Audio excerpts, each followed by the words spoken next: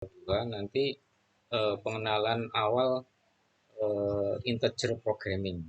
Nah, integer programming itu lanjutan dari linear programming ya. Jadi ada metode syntax tapi ada tambahan begitu ya, pengembangan gitu. Oke, riset operasional dua. Nah, tetap sama ya penilaiannya dari sini. Ini saya rekam nanti saya share ya hasilnya. Nah, ini penilaiannya saya dari sini. Semuanya mengacu ke sini karena di dalam sistem akademik online ya, sistem akademik online juga dari sini. Partisipasi, tugas atau keaktifan, UTS sama UAS. Referensinya eh, saya ambil dari beberapa ya. Nah, ini yang populer ini Hamdi Taha. Taha, kemudian yang lainnya juga boleh ya. Jadi atau mungkin punya referensi lain atau membaca atau dapat e-book gitu dari internet boleh. Nah, pokoknya intinya adalah mengenai operation research atau riset operasional. Kemudian, ini lanjut ya. Nanti rencana pada pertemuan pertama, kedua, ketiga kita bahas interject programming. Nah, untuk pertemuan pertama ini nanti ya, awalan ya, karena awalan itu. Kemudian pertemuan 545 itu dynamic programming. Dynamic programming apa itu nanti kita pelajari pada minggu itu. Pertemuan ke-67 full programming. Habis seperti itu ya. Apa itu? Ini nanti adalah semacam metode ya. Jadi metode kuantitatif begitu untuk menyelesaikan eh, soal-soal atau permasalahan operasional gitu. Oke, pertemuan ke-8 kita UTS. Kemudian 9 sampai 11 kita eh, mempelajari Markov chain ya, jadi atau rantai Markov ya. Suatu metode begitu dan aplikasinya untuk apa. Nah, kemudian pertemuan 12-13 kita mempelajari suatu eh, tetap metode ya, namanya model antrian atau QA ya, QA model begitu. Kemudian pertemuan 14-15 kita mempelajari game teori. Dan dari mata kuliah OR2, riset operasional 2, operation riset 2 itu memang lanjutan ya, lanjutan dari metode yang ada pada riset operasional 1 ya. Integer programming ini lanjutan dari linear programming, metode simplex itu ya. Sama dinamik juga, full juga full programming. Kemudian yang rantai Markov atau Markov chain, model antrian, game teori ini baru. Jadi eh, ini harus paling enggak diketahui ada metode dalam suatu pemecahan operasional yang namanya rantai Markov, model antrian dan game teori. Oke. Terakhir UAS ya. Kemudian ini kita mengenal ya, mengenal integer programming. Nah, jadi dalam mengenal integer programming pertama, nah ini saya langsung aja kepada file yang selanjutnya ini. Ini nih dan nih overview-nya sebenarnya. Jadi saya langsung ke sini. Nah, integer programming saya gambarkan seperti ini. Sama dengan linear programming bahwa di dalam uh, integer programming itu pertama kita harus memiliki tujuannya gitu. Jadi variabel-variabel tujuannya itu apa? Kalau dalam misalnya suatu manajer gitu ya, seorang manajer ingin mendapatkan yang terbaik, yakni tujuannya apa? Gitu.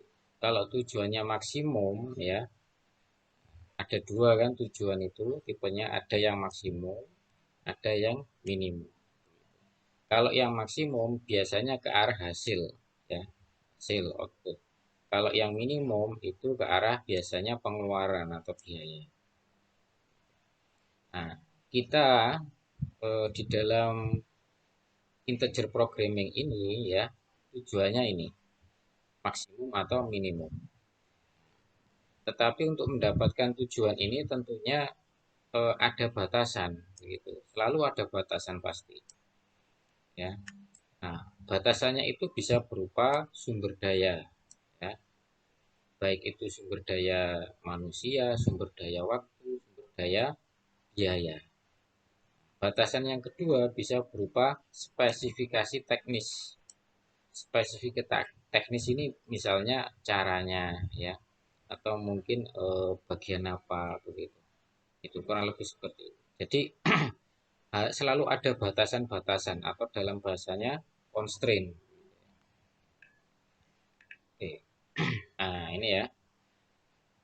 Kemudian solusi permasalahannya, nah, di sini kan ada tujuan. Tentunya dalam tujuan itu dilatar belakangi masalah ya. Nah, solusi dari masalah itu ya untuk integer programming ini ya hasilnya itu adalah visible. Visible itu apa? Layak ya. Layak apabila variabelnya itu integer. Nah, integer itu kalau dalam bahasa mudahnya itu bilangan bulat. Jadi bilangan yang utuh gitu ya. Jadi kalau dalam integer programming kita utamanya mendapatkan solusi berupa angka-angka ya yang hasilnya adalah integer bilangan atau bulat.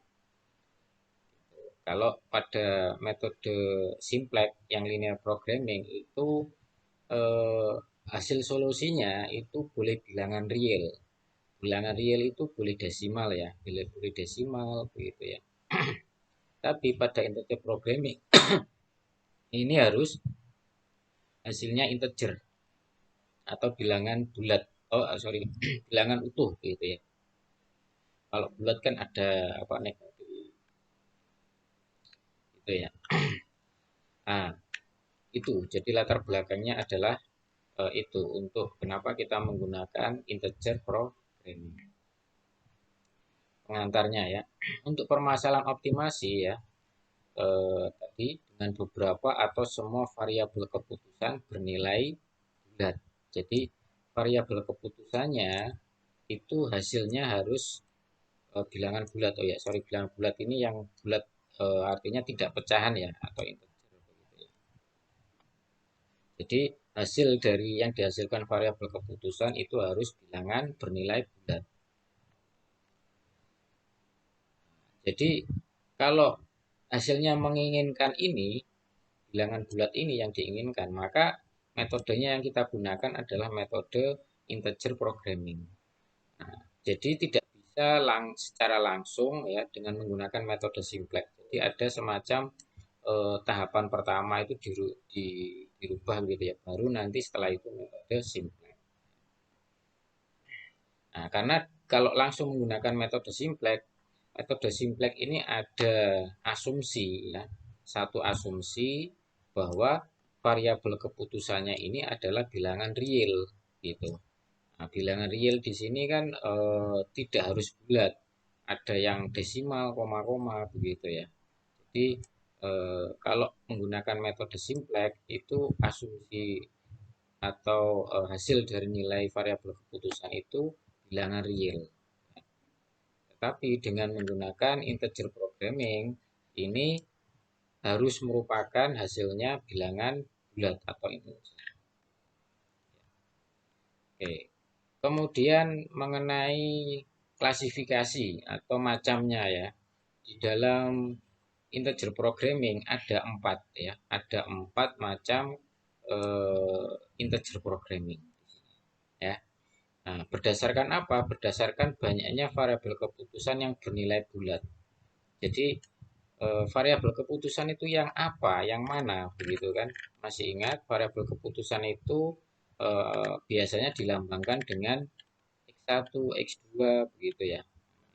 Jadi variabel keputusan itu misalnya di sini X1. Nah, itu variabel yang pertama, X2 begitu.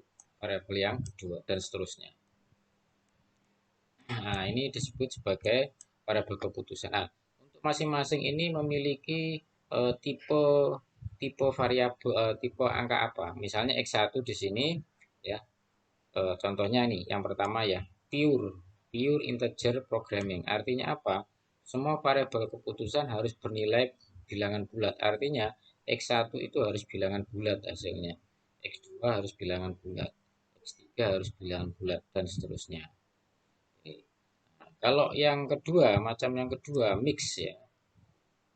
Mix ini berarti campuran. Artinya di sini tidak semuanya variabel keputusan bilangan bulat. Berarti ada yang jenis tipe lainnya. Nah, kemudian macam yang ketiga biner integer programming ya. Nah, di sini variabel keputusannya nilainya berupa bilangan biner. Bilangan biner di sini kan dua macam ya. Biasanya dikode dengan 0 dan 1. Kalau 0 itu berarti tidak biasanya ya. Kalau 1 berarti ya. Ya dalam arti apa? Dalam arti variabel itu apa? Begitu. Ya, jadi tidak dan iya. Nah, ini adalah bentuk binary integer programming. Macam yang keempat, mix binary integer programming. Jadi campur ya. Dicampur ini, di mix ini. Jadi di dalam apa variabel keputusannya itu bisa campuran, bisa biner ya. Variabel nilainya juga bisa nilai bulat integer dan juga bisa bilangan real. Ya, boleh desimal atau pecahan ya. Nah, itu mix namanya. Ya. Jadi bedanya 2 dengan 4 itu apa? Nah, kalau yang 4 ini di sini ada binernya ya. Berarti di dalam itu ada bilangan binernya, keputusannya ya, para keputusan. Tapi kalau 2 di sini adalah bilangan integer sama bilangan real, variabel keputusan. Oke, mungkin sampai misalnya kita formulasinya atau tujuannya ya maksimasi atau maksimal tujuannya. Nah, kita membuat mau jadi pabrik keramik mau memproduksi dua jenis produk, yakni mangkok dan muk ya. Nah, di sini saya anggap mangkok ini X1 gitu kan. Karena di dalam integer programming sama dengan apa? Linear programming kita kasih kode kan begitu, notasi. Misalnya mangkok itu X1. Kemudian muk ini X2. Di sini pertanyaannya kan atau variabel keputusan ini mau dibuat diproduksi berapa banyak kan begitu biasanya. Mau diproduksi berapa banyak X1 dan X2 di sini. Agar apa? Biasanya kalau produksi ini kan agar profitnya paling maksimal ya. Oke. Nah, di sini ditentukan bahwa satu unitnya itu profitnya berapa. Ya ini 40 sama 50 rupiah per unit. Oke. Nah, kemudian ini tujuannya kan. Jadi tujuannya adalah memaksimalkan jumlah produksi dari X1 dan X2, mangkok dan muk. Kemudian ada batasan di sini, ada constraint kalau bahasa lainnya ya. Bahwa constraint-nya di sini bahan baku ya. Bahan bakunya berupa tanah liat sama jam kerja. Oh, jumlah tenaga, iya jam kerja ya, ini 40 jam kerja per hari. Sama eh, jam kerjanya, itu sumber daya batasannya. Ya.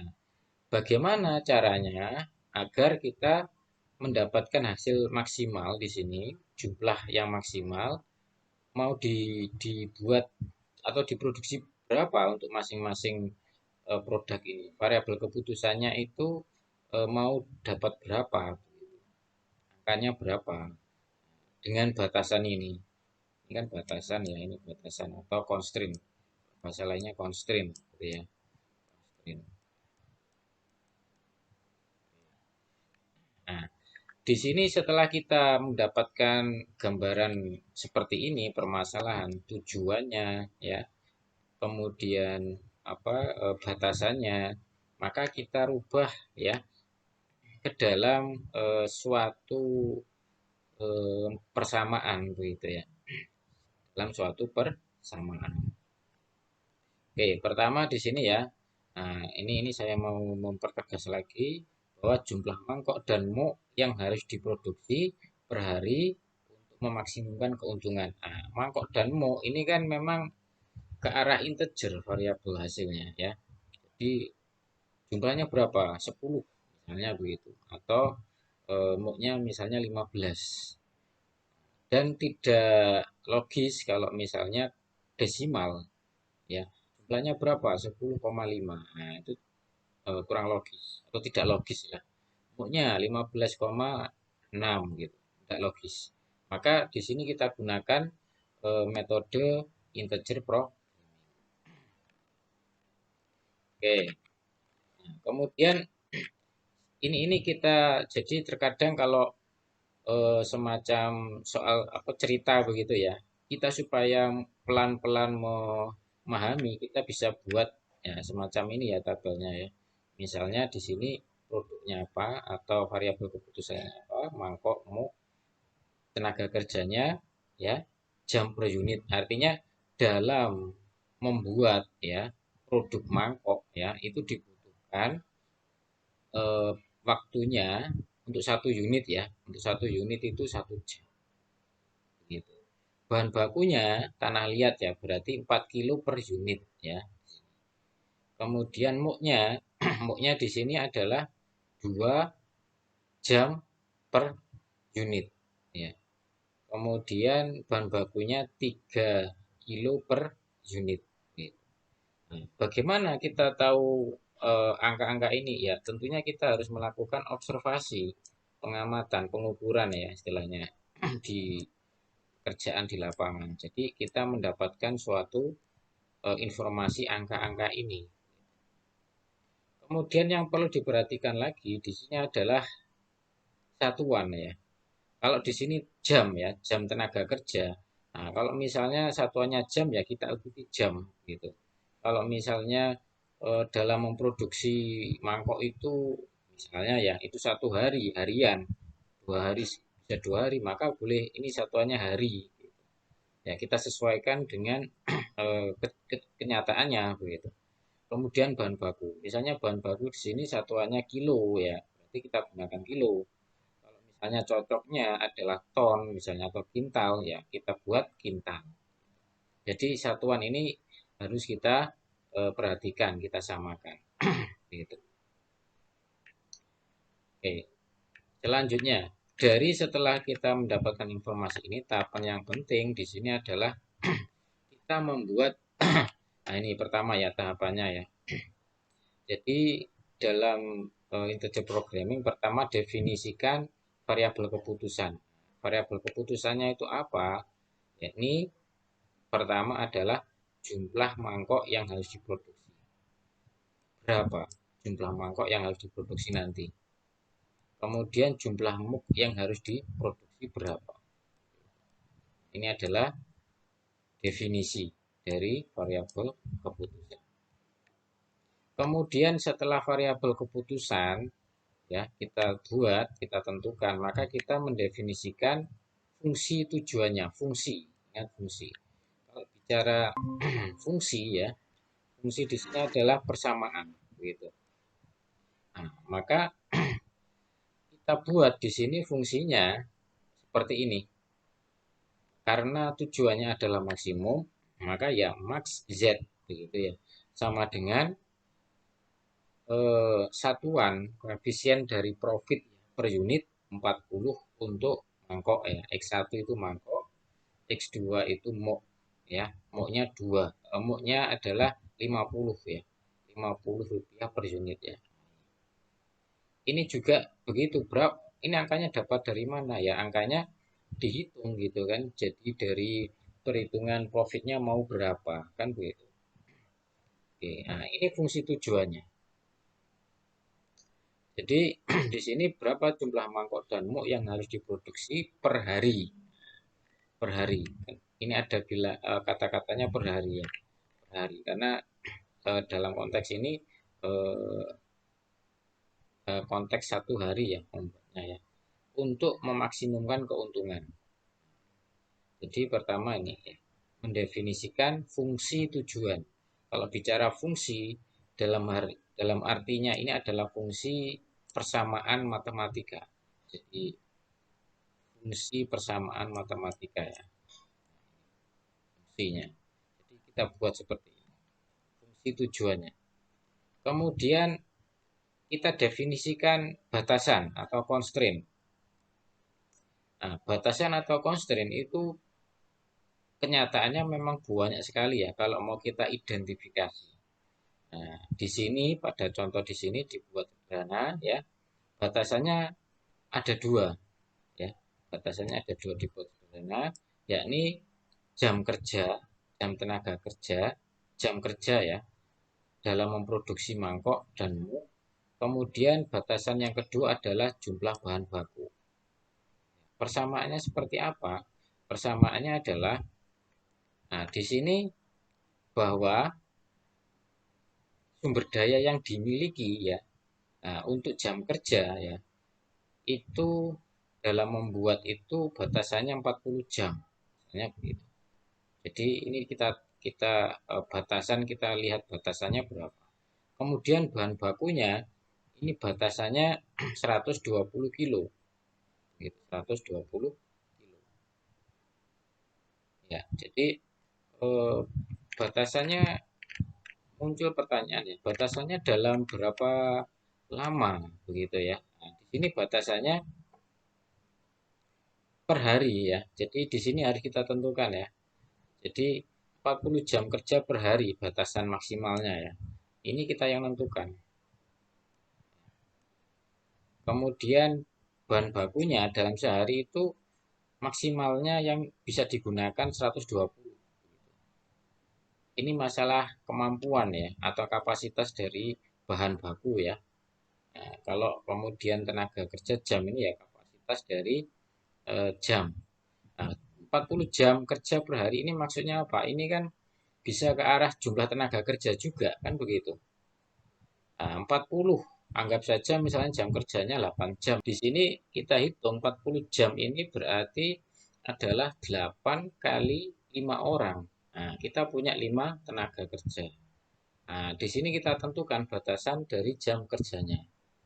Nah, kita masukkan ke sini dalam fungsi ya, fungsi batasannya.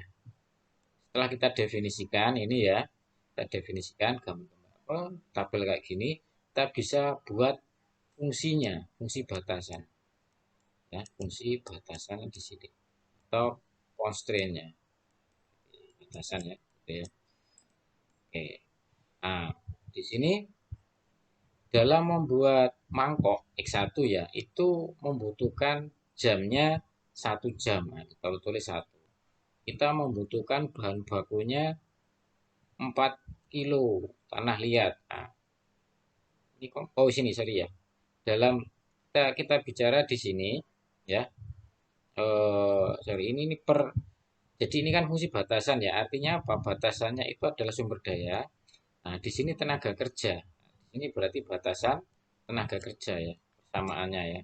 Tenaga kerja. Tenaga kerja. Oke. Kemudian yang kedua di sini batasan bahan baku. Bahan baku.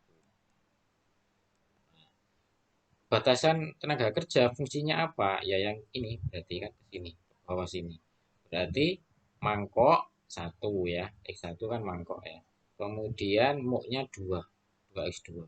Nah, batasannya nggak boleh lebih dari 40 jam. Begitu juga untuk bahan baku nggak boleh lebih dari 120 kilo. Nah, itu meliputi apa? Untuk membuat mangkok itu per unitnya 4 kan begitu. Untuk membuat muk itu per unitnya 3 gitu ya. Nah, ini kita buat bersama seperti ini. Kalau misalnya mau ditambahkan lagi, boleh. Kita identifikasi, kita harus mendefinisikan ini. Nah, misalnya apa? Misalnya dalam membuat ini dibutuhkan beberapa departemen, gitu ya. Ada bagian produksi atau mungkin ada bagian ya apa finishing pengecetan misalnya begitu ya atau mungkin sablonnya. Nah, itu akan lebih detail ya. Memang lebih kompleks ya, tetapi nanti akan lebih detail, lebih jelas gitu ya. Jadi bisa kita tambahkan batasan-batasan itu. Tidak hanya dua, bahkan bisa 10 atau ini lebih ya. Jadi kalau kita yang benar-benar ingin ini akan bagus sekali hasilnya. Misalnya kita observasi, kita pikirkan di lapangan ya, oh ini batasannya. Kita tentukan, kita definisikan. Kemudian kita buat fungsi batasannya. Pelan-pelan memang harus membuat itu, karena harus menguasai operasionalnya di situ. Makanya disebut riset operasional, gitu. Harus menguasai operasional di situ, di pelan-pelan dicatati, misalnya begitu. Nah, nanti setelah dapat banyak dan lengkap, nah itu akan lebih bagus hasilnya. Untuk menjawab ini, untuk menjawab tujuannya ini, fungsi tujuannya. Baik, mungkin sampai di sini ada pertanyaan. Masih dua dimensi ya, jadi produknya X1 sama X2. Nah, itu bisa kita gambar. Ya, tapi kalau sudah tiga dimensi atau tiga variabel keputusan dan seterusnya, cara grafik di sini tidak bisa untuk mendapatkan solusi yang optimal. Nah, sederhananya kalau yang dua dimensi di sini, yang paling maksimal ya yang ada di ujung-ujung di sini. Ini yang memiliki kemungkinan paling besar. Kemudian kita bandingkan hasilnya kan. Nah, kalau di sini dapatnya keuntungannya 1000. Ya, di sini 1360. Di sini 900. Maka yang paling optimal ya di sini. Ini untuk solusi gambar ya di sini ya. Solusi gambar dari permasalahan ini. Contoh berapa yang harus diproduksi mangkok dan muk. Nah, kalau menggunakan apa cara grafik ya pertama yang harus kita gambar adalah fungsi dari masing-masing batasan ya. Nah, ini batasan yang pertama ya, ini batasan yang pertama. Kemudian batasan yang kedua kita gambar, kemudian kita cari titiknya, titik potongnya. Nah, titik potongnya dari eh, gambar-gambar ini berapa? Nah, setelah itu kita masukkan ke fungsi tujuan. Fungsi tujuannya ini. Nah, fungsi tujuannya ini. Nah, menghasilkan zat yang paling besar ya, maka itu yang paling optimal. Ternyata adalah pada titik ini. Artinya yang harus diproduksi untuk ya untuk mangkok ya X1 ini 24 buah yang harus diproduksi. Untuk mo harus diproduksi 8 supaya mendapatkan hasil keuntungan yang paling maksimum. Nah, ini dari perhitungan di sini. Jadi kita punya gambaran. Oh, ini harusnya kita mendapatkan atau memproduksi sekian untuk mangkok, untuk mo sekian begitu. Nah, ini bisa digunakan untuk perencanaan atau bahkan untuk kontrol dan evaluasi dari perhitungan ya. Kita dapatkan sekian. Tetapi dalam pelaksanaannya kok cuma yang diproduksi cuma misalnya ya untuk muknya dalam sehari ya ini ya itu cuma 15 misalnya X1 ya. Muk itu X1. Terus kemudian untuk apa? Untuk mangkoknya eh, untuk mangkoknya misalnya 15, untuk muknya misalnya cuma 7 begitu ya. Artinya kan kita bisa mengevaluasi kenapa kok nggak bisa mendapatkan segitu gitu kan. Apa nggak bisa optimal dalam dalam outputnya padahal dari perencanaannya yang optimal kita mendapatkan sekian hitungannya. Nah, itu bisa digunakan sebagai acuan untuk kontrol, untuk evaluasi gitu. Nah, memang banyak kendala. Nah, kendalanya apa saja? Kenapa nggak sampai segitu gitu kan? Atau mungkin sudah maksimal ya.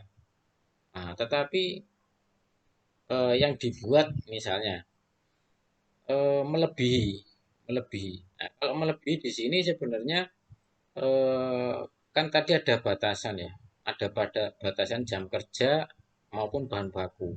Artinya kalau melebihi di sini eh, aslinya, kalau misalnya kita punya inventory tanah liat ya, bahan bakunya banyak ya, tidak masalah ya, mungkin kita ambil ini. Tetapi kalau apa sudah ada pembagian per hari begitu kan, nah bisa jadi produksinya itu tidak stabil, hari ini banyak gitu kan, besok di bawahnya.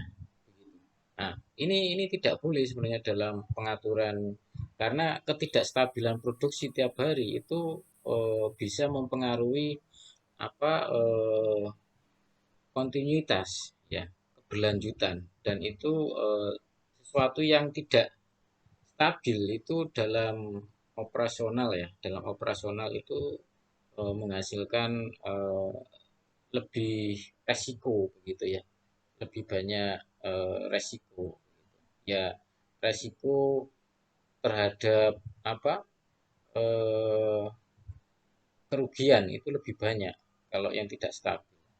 Maka dengan adanya perencanaan ini kita bisa melakukan semacam alat atau panduan ya, panduan untuk oh harusnya segini gitu. Kita harus mengacu ke sini, angkanya produksinya sekian agar optimal. Makanya penting ketika kita melakukan identifikasi ya dan definisi dari fungsi batasan, kemudian fungsi tujuan begitu. Nah, ini memegang peranan penting. Makanya yang melakukan di sini memang harus yang memahami operasional di situ. Operasional di situ. Yang menukir ya, cara berpikir yang optimal. Yang optimal itu ya bisa menghasilkan maksimal dan juga bisa mengurangi biaya atau minimasi begitu. Biayanya diminimalkan, tetapi hasil output itu bisa dimaksimalkan. Tentunya tidak asal gitu kan. Nah, kadang kita efisien ya, efisien supaya biayanya rendah. Itu asal tanpa dasar perhitungan misalnya ya, tanpa dasar yang jelas. Sehingga apa? Sehingga ada kegiatan ataupun mungkin kualitas yang tidak terjaga gitu. Dan itu kan efeknya ke lain, efeknya yang tidak baik juga gitu. Jadi tidak baik. Nah, maka dengan menggunakan atau menggali metode ini diterapkan, maka diharapkan itu yang apa minimasi itu minimasi yang memang eh, mewadai ini batasan-batasan di sini eh, akan membantu ya, membuat perencanaan, membuat kontrol begitu ya, dan membuat evaluasi yang terukur gitu, terukur. Kita melakukan kontrol tanpa ukuran, dasar ukuran, terkadang kita tidak adil begitu ya, karena tanpa dasar itu bagi seorang manajer akan sangat membantu begitu. Dan tentunya apa kalau mau menegur gitu ya, menegur anak buah kenapa kok nggak mencapai hasilnya ini ya, tentunya kan ada dasarnya begitu. Memang tidak mudah, tapi dengan cara ini paling tidak terukur. Tadi itu kan contohnya di sini tuh bilangan integer ya, bulat ya. Nah, bilangan bulat. Kalau solusinya bilangan bulat, maka di sini sifatnya adalah pure ya, pure integer programming. Jadi memang tipenya pure, semuanya variabel keputusannya adalah integer bulat. Nah, tetapi di sini ada juga yang variabel keputusannya bisa biner. Kalau biner ya contohnya begini. Nah, misalnya nilainya 0 ya. Ini contoh ya, ini contoh. 0 itu berarti tidak ya, kondisinya tidak, tidak dapat dipenuhi. Kalau nilainya satu, kondisinya dapat dipenuhi. Nah, contoh ya, contoh misalnya di sini mengenai proyek ya, proyek. Nah, di sini proyek di sini mau ada dua proyek, mau memilih ya, ada proyek A, proyek B. Nah, di mana proyek A sama proyek B ya, masing-masing memiliki profit masing-masing ya dari perhitungannya itu. Kemudian memiliki lama penyelesaian proyek ya, 7 hari sama 11 hari. Nah, ya. Jadi kemudian ada batasan yang ingin dicapai oleh kita begitu ya, oleh yang mau milih proyek itu, bahwa saya pinginnya itu proyek ini yang dipilih itu maksimal 12 hari. Nah, di sini dengan menggunakan biner. Nah, biner integer programming ya. Nah, ini kita bisa formulasikan ya. Dengan hasilnya adalah nanti dipilih atau tidak begitu, atau memenuhi atau tidak memenuhi begitu. Intinya begitu. Jadi project yang memenuhi sama tidak memenuhi itu dipilih yang mana begitu ya. Dan tentunya dengan hasil profitnya berapa keuntungannya ya. Begitu. Nah, pertama yang dilakukan ya tentunya kita membuat atau menentukan variabel keputusannya. Variabel keputusannya. X1, X1 kita kasih apa notasi X1. Bernilai 1 apabila nah, project A dipilih dan bernilai 0 apabila tidak. Gitu, itu X1. X2, X2 itu project B bernilai 1 apabila dipilih B-nya dan bernilai 0 apabila tidak dipilih. Gitu ya. Nah, ini variabel keputusannya. Kemudian kita tentukan fungsi tujuan. Setelah kita definisikan variabel keputusan, fungsi tujuan. Nah, fungsi tujuannya apa? Karena terkait dengan output atau hasil ya dari project, maka ya maksimum itu. Maksimum. Maksimum dari apa? Dari profit untuk masing-masing project. Project A X1, project B X2 ya. Kemudian kita definisikan batasan, pembatasnya, konstrainnya. Tadi di dalam masing-masing project ini memiliki ya, memiliki eh, lama project yang harus di apa selesaikan. Nah, untuk project A itu 7 hari. Jadi biasanya ini kan ya dari permintaan atau dari statement ya, statement projectnya dari A ya, 11 hari ini statement projectnya dari B, gitu kan. Nah, kita masukkan di sini dengan batasan yang kita miliki bahwa lama project yang sudah kita tentukan itu nggak boleh lebih dari 12 hari. Jadi ini ilustrasinya dalam harian ya, sederhananya begitu. Tapi kan aslinya di project itu kan tidak harian, bisa bulan, bisa berbulan ya, bulan-bulan tergantung kepada apa jumlah kegiatan dalam projectnya ya, gitu kan. Kompleksitas dari yang dibuat ya. Nah, ini kita definisikan. Nah, di sini variabel keputusannya tadi itu nanti setelah kita hitung, nah itu akan menghasilkan nilai X1 dan X2 itu berupa 1 atau 0 begitu. Berarti diterima atau ditolak ya. Jadi bukan berupa bilangan integer, tapi ini berupa bilangan biner, ya dan tidak, terpenuhi atau tidak terpenuhi ya. Oke. Nah, kemudian permasalahan mungkin ini masuk pada pemahaman ya. Misalnya apa yang harus bisa diselesaikan dengan keputusan integer ini? Luas ya. Pertama tadi ya investasi tadi contohnya. Atau mungkin ada kayak apa budgeting. budgeting ini kan penganggaran, jadi beberapa periode begitu, nah itu bisa kita selesaikan dengan integer programming. Atau menggunakan atau masalah routing itu apa? Routing itu kan masalah pengiriman rute pengiriman, nah itu ya. Jadi deployment, penyebaran barang atau jasa yang mau dikirimkan kepada konsumen ya. Nah, itu routing. Atau masalah vehicle loading atau knapsak. Jadi bongkar muat dari ini ya, dari kendaraan ya. Set covering, scheduling ya, scheduling penjadwalan. Ini ya, ini bisa kita gunakan integer programming ya.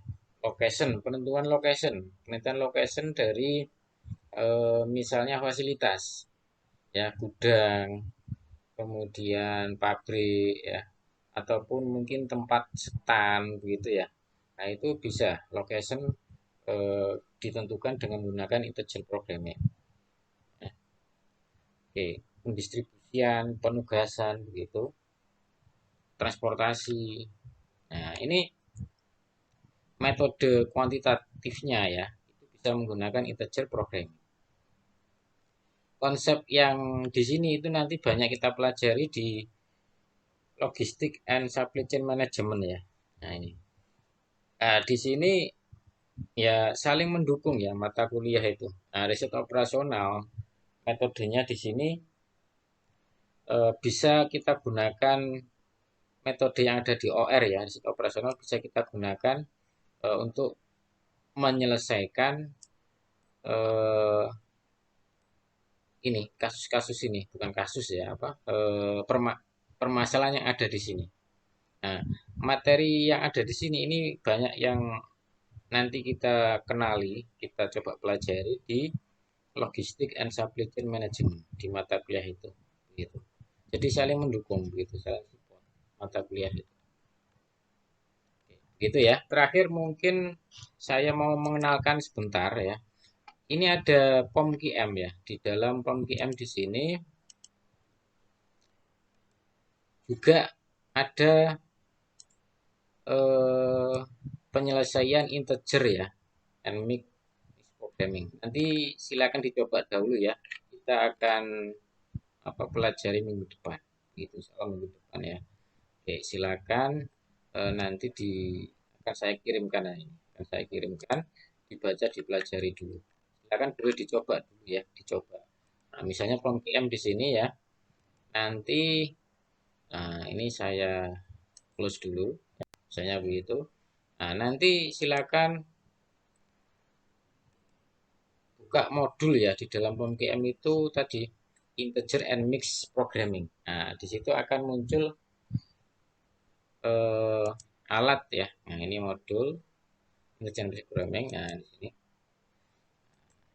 Nah, nanti dibuat sama seperti linear programming begitu ya. Nah, di sini nanti akan saya sharekan. Silakan dipelajari dulu. Oke, baik.